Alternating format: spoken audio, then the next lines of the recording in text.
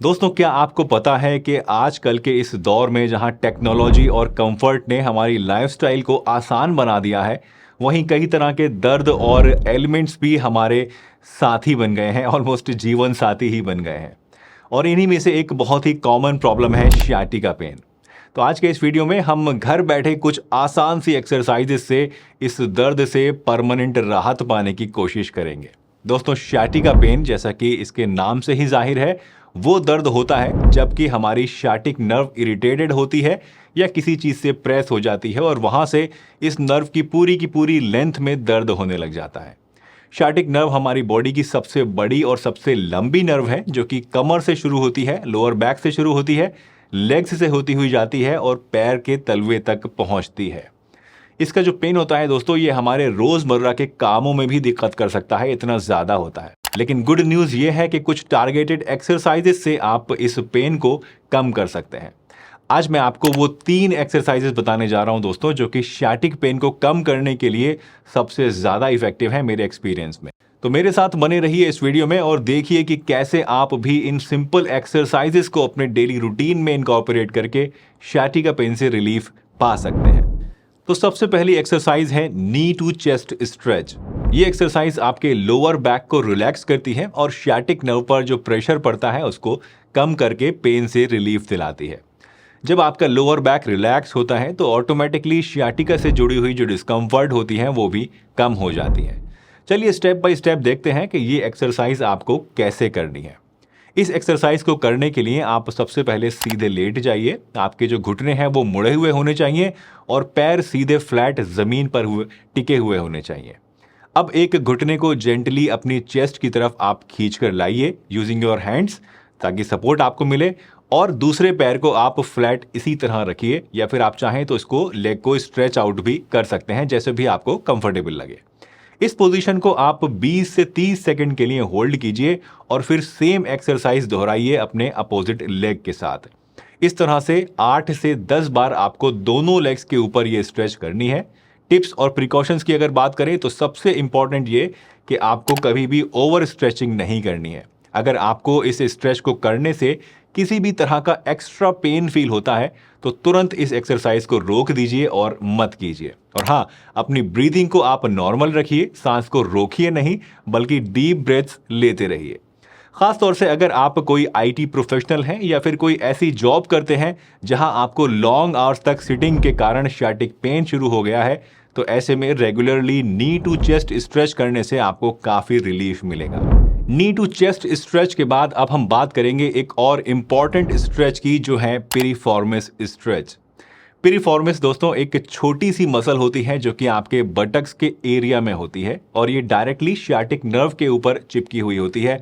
और कभी कभी अगर ये मसल या तो टाइट हो जाए या फिर इन्फ्लेम्ड हो जाए, सूजन इसमें आ जाए, जो कि बैठने के कारण बहुत ही आम समस्या है, तो ऐसे में ये हमारी शाटिक नर्व को इरिटेट कर सकती है, जिससे कि शाटिक पेन बढ़ सकता है। तो इस एक्सरसाइज को करने के लिए आप सबसे पहले जमीन पर कंफर्टेबली बैठ जाइए। अब अपने हैंड्स और नीज के ऊपर आपको काउ पोजीशन में आ जाना है। आपके हाथ शोल्डर विड्थ अपार्ट होने चाहिए और नीज भी इतनी ही डिस्टेंस पे एक दूसरे से होनी चाहिए और 90 डिग्रीज पर होनी चाहिए। अब एक साइड की लेग को आगे लाते हुए इस साइड के पैर को अपोजिट साइड में रख कर एल टाइप का एक स्ट्रक्चर आपको बनाना है। ऐसा करने से आप देखेंगे कि आपके ग्लूट मसल में एक स्ट्रेच आपको महसूस होगा, एक बर्निंग जैसा सेंसेशन होगा।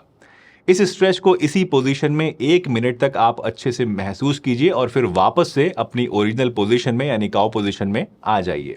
अब ठीक इसी तरीके से दूसरे लेग को भी आपको ये स्ट्रेच अप्लाई करनी है और सेम प्रोसीजर आपको 8 से लेके 10 बार तक दोनों लेग्स में रिपीट करना है। जब आप इस स्ट्रेच में थोड़ा सा कंफर्टेबल हो जाएं तो इसको आप एक स्टेप आगे भी लेकर जा सकते हैं। और इसमें आपको क्या करना है, आपको अपनी कमर को सीधा रखते हुए अपने टॉर्सो को आगे की तरफ झुकाकर इस स्ट्रेच की इंटेंसिटी को और ज़्यादा बढ़ाना है। दोस्तों, इस स्ट्रेच को रेगुलरली आप अगर करते हैं तो इससे मसल टेंशन रिड्यूस होती है और फ्लेक्सिबिलिटी बढ़ती है।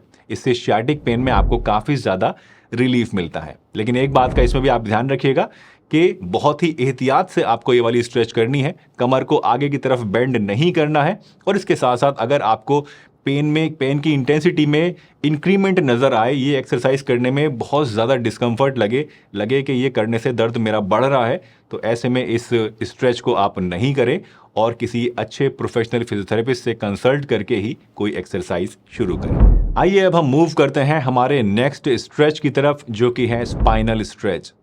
रीढ़ की हड्डी की फ्लेक्सिबिलिटी जो है दोस्तों, इसको मेंटेन करना सियाटिका के पेशेंट्स के लिए बहुत ही ज़रूरी होता है। ये स्ट्रेच हमारे स्पाइन को फ्लेक्सिबल बनाए रखती है, जिससे कि नर्व कंप्रेशन कम होता है और सियाटिका पेन से रिलीफ मिलता है। तो सबसे पहले आप एक जगह पर आराम से बैठ जाइए with your legs stretched out.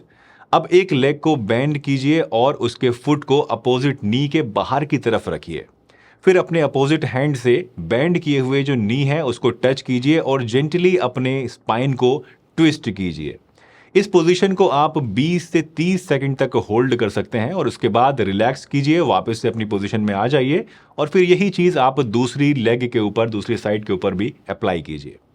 Tips और प्रिकॉशंस के बारे में अगर हम बात करें तो याद रखिए कि कभी भी ओवर स्ट्रेचिंग आपको नहीं करनी है, और अगर ये स्ट्रेच करते वक्त कोई शार्प पेन आपको महसूस हो कमर में या टांग में, तो आपको तुरंत इसको बंद कर देना चाहिए। और हाँ, हमेशा अपनी कैपेसिटी के अकॉर्डिंग ही आपको स्ट्रेच करना है। कई स्टडीज से ये पता चलता है कि रेगुलर स्पाइनल स्ट्रेचिंग से पेशेंट्स को सियाटिका पेन में सिग्निफिकेंट रिलीफ मिलता है। तो दोस्तों, ये तीनों एक्सरसाइजेस आपको सियाटिका पेन मैनेजमेंट में बहुत ही मददगार साबित हो सकती हैं। नी टू चेस्ट स्ट्रेच आपकी लोअर बैक को रिलैक्स करता है। पिरिफॉर्मिस स्ट्रेच से आपके बटक्स के मसल्स में टेंशन कम होती है और स्पाइनल स्ट्रेच से आपकी स्पाइन फ्लेक्सिबल रहेगी, जो सभी तरह के सियाटिक पेन को कम करने में क्रूशियल है।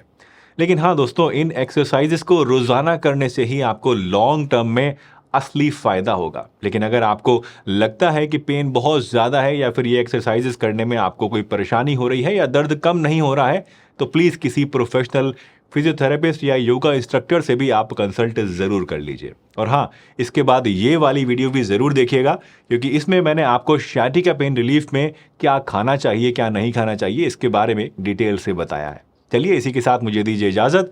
मैं आपसे फिर मिलूंगा एक नई वीडियो में। तब तक के लिए हंसते रहिए, मुस्कुराते रहिए, रोज कुछ ना कुछ नया सीखते रहिए, ताकि आप रह सकें हेल्दी हमेशा।